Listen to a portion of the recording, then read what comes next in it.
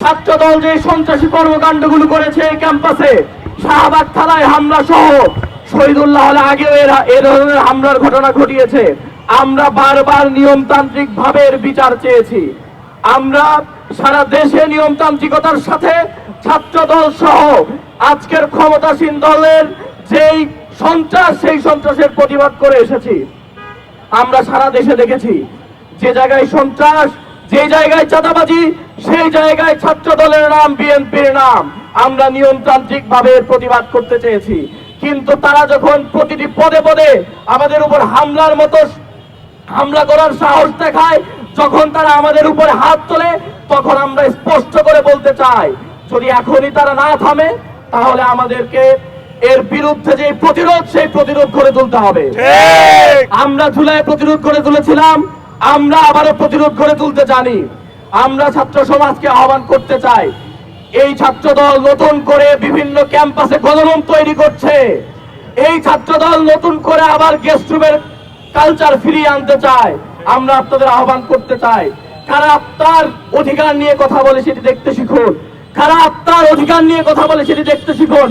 যারা নতুন করে গণরুম এবং গেস্ট রুম তৈরি করতে চায়, তাদেরকে আবারও প্রত্যাখ্যান করুন, যেভাবে আপনারা প্রত্যাখ্যান করেছিলেন।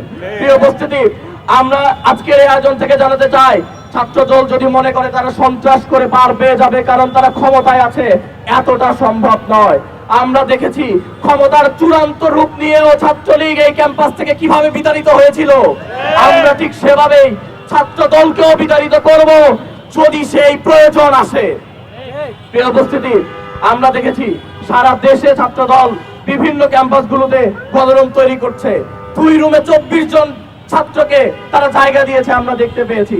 অথচ এই ক্যাম্পাসে যখন শিক্ষার্থীদের অধিকার নিয়ে আমরা কাজ করি, হল সংসদ যখন কাজ করছে, তখন আমরা দেখতে পাচ্ছি দফায় দফায় প্রভোস্টরা নির্বাচিত প্রতিনিধিদের সুপোজ নোটিশ পাঠাচ্ছে।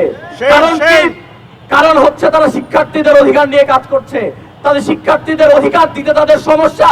অথচ যারা এই ক্যাম্পাসে দিনে দুপুরে সন্ত্রাস করে, তাদের বিরুদ্ধে কোনো ব্যবস্থা নিতে তারা পারছে না। আজকে আমরা দেখেছি প্রক্টর অফিস থেকে বলা হচ্ছে রাগের মাথায় সবাই নাকি কিছু করে ফেলে।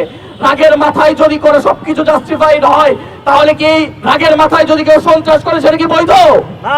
অথচ আমরা দেখলাম প্রক্টর অফিসের মতো এরকম একটা দায়িত্বশীল জায়গা থেকে তাদের হামলাকে জাস্টিফাই করা হলো। আমরা জানাতে চাই, এ ধরনের বক্তব্যকে অবশ্যই প্রত্যাহার করতে হবে।